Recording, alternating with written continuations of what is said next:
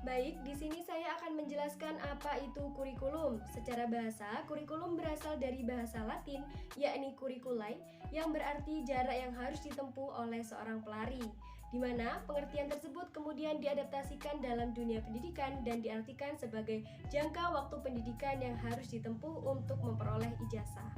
Menurut Undang-Undang Nomor 20 Tahun 2003 tentang Sistem Pendidikan Nasional mengatakan bahwa kurikulum merupakan seperangkat rencana dan pengaturan mengenai tujuan, materi atau isi, atau bahan pelajaran, serta metode cara yang digunakan sebagai pedoman dalam penyelenggaraan kegiatan pembelajaran untuk mencapai tujuan pendidikan. Kemudian, kurikulum PAUD merupakan acuan atau pedoman mengenai rencana, pengaturan tujuan, isi dan bahan ajar yang digunakan dalam penyelenggaraan kegiatan pembelajaran PAUD untuk dapat menstimulasi aspek perkembangan anak usia dini sesuai dengan tahapannya agar dapat berkembang secara optimal dan dapat mencapai tujuan pendidikan yang telah ditentukan. Adapun tujuan kurikulum secara umum yaitu mempersiapkan anak didik Indonesia agar memiliki kemampuan hidup sebagai pribadi dan warga negara yang beriman, produktif, kreatif, inovatif dan afektif serta mampu berkontribusi pada kehidupan bermasyarakat, bernegara, berbangsa, dan peradaban dunia. Tujuan dalam kurikulum 2013 pendidikan anak usia dini sebagaimana tercantum pada lampiran Permendikbud nomor 146 tahun 2014 yaitu bertujuan untuk mendorong berkembangnya potensi anak agar memiliki kesiapan untuk menempuh pendidikan selanjutnya. Fungsi kurikulum yang pertama yaitu fungsi penyesuaian, di mana kurikulum harus mampu mengarahkan peserta didik untuk dapat menyesuaikan diri dengan lingkungan. Fungsi yang kedua yaitu integrasi, di mana kurikulum harus mampu menghasilkan pribadi yang utuh sehingga dapat berintegrasi dengan masyarakat. Fungsi yang ketiga yaitu diferensiasi, di mana kurikulum harus mampu memberikan pelayanan terbaik terhadap perbedaan individu peserta didik, baik dari aspek fisik maupun psikis. Fungsi yang keempat yaitu persiapan, di mana kurikulum harus mampu mempersiapkan peserta didik untuk dapat melanjutkan pendidikan berikutnya. Fungsi yang kelima yaitu pemulihan, di mana kurikulum harus mampu memberikan kesempatan kepada peserta didik untuk dapat memilih program belajar yang sesuai dengan minat dan juga kemampuannya.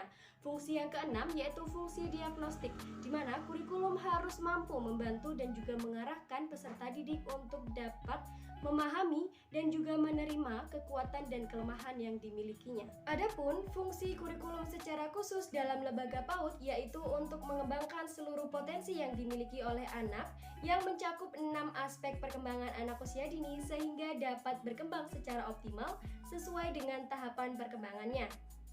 Prinsip kurikulum yang pertama yaitu relevansi, di mana dalam pengembangan kurikulum harus melihat keutuhan perkembangan yang terdapat dalam lingkungan sekitar. Prinsip yang kedua yaitu fleksibilitas, di mana dalam pelaksanaannya memungkinkan untuk menyesuaikan dengan kondisi dan lingkungan masyarakat yang selalu berkembang. Prinsip yang ketiga yaitu kontinuitas, di mana kurikulum hendaknya memiliki kesinambungan baik secara vertikal maupun horizontal sehingga terdapat hubungan atau keterkaitan antar jenjang pendidikan. Prinsip yang keempat yaitu efisien, di mana dalam pengembangan kurikulum harus direncanakan sesuai dengan tujuan yang telah ditetapkan. Prinsip yang kelima yaitu efektivitas, di mana pengembangan dapat dicapai atau diimplementasikan baik dari efektivitas guru dalam mengajar maupun efektivitas belajar peserta didik. Komponen kurikulum yang pertama ada tujuan, di mana tujuan kurikulum membantu peserta didik untuk mengembangkan seluruh aspek perkembangannya agar berkembang secara optimal sesuai dengan tahapan perkembangannya. Yang kedua ada bahan pembelajaran, di mana bahan pembelajaran merupakan seperangkat rencana dan pengaturan selama kegiatan pembelajaran yang disusun secara sistematis dan berisikan komponen yang saling berkaitan untuk memenuhi target pencapaian kompetensi dasar. Yang ketiga ada proses belajar mengajar, dirancang mengikuti prinsip belajar mengajar baik dari keluasan bahan materi hingga cara penilaian.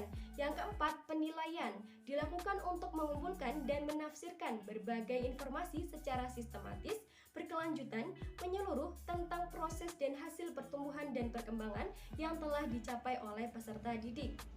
Untuk saat ini, kurikulum yang digunakan oleh lembaga PAUD yakni menggunakan kurikulum 2013 yang disesuaikan dan juga disederhanakan. Dalam hal ini, pendidik dapat menggunakan konsep pembelajaran STEAM yang terdiri dari sains, teknologi, engineering, art, dan juga matematik. di mana konsep pembelajaran STEAM cukup menarik minat anak untuk membangun pengetahuannya sendiri, di mana STEAM layak dipertimbangkan karena di dalamnya STEAM mengajak anak-anak untuk melakukan eksplorasi dan menjadikan pengetahuan yang dimiliki oleh anak semakin luas. Anak juga akan ditantang untuk memecahkan masalah sehingga anak akan berusaha menemukan solusi yang tepat untuk mengatasi hal tersebut. Anak dilibatkan secara penuh karena fungsi guru hanya sebagai fasilitator agar anak mampu bereksplorasi. Dan STEAM juga memberikan kesempatan kepada guru untuk mengevaluasi kegiatan pembelajaran yang telah diterapkan sehingga STEAM merupakan konsep pembelajaran yang layak dipertimbangkan menjadi sebuah pembelajaran di PAUD. Sehingga dapat disimpulkan bahwa STEAM merupakan konsep pembelajaran yang mendesain kegiatan pembelajaran yang terbuka, investigatif, kreatif, sehingga diperlukan kreativitas guru untuk mendesain kegiatan pembelajaran agar anak mampu bereksplorasi melalui penerapan seluruh komponen di dalam tema pembelajaran. Tak lupa saya ucapkan terima kasih kepada Allah Subhanahu wa taala, kepada orang tua dan juga kepada Dr. Neni selaku dosen pengampu mata kuliah dan saya pribadi karena telah mampu menyelesaikan tugas tepat waktu.